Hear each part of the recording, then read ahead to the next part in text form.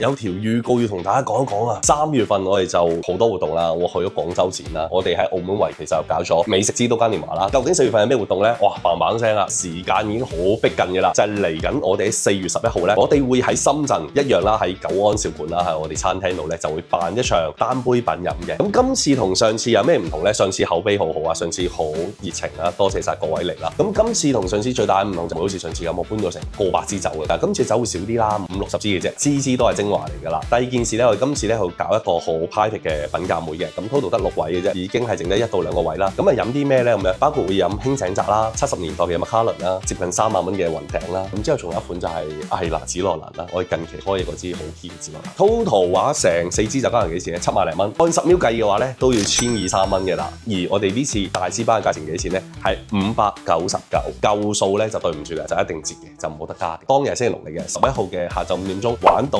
凌晨12點，你唔走我唔走，大家一齊喺嗰度吹水飲酒。咁餐廳一樣有嘢食嘅，自己想食咩隨便點。有時間記得嚟啦。聽講星期6呢，喺深圳仲會有一個好大型嘅威士忌活動，咁你可以去買㗎。咁其實嚟一次深圳咪唔蝕咯，係咪？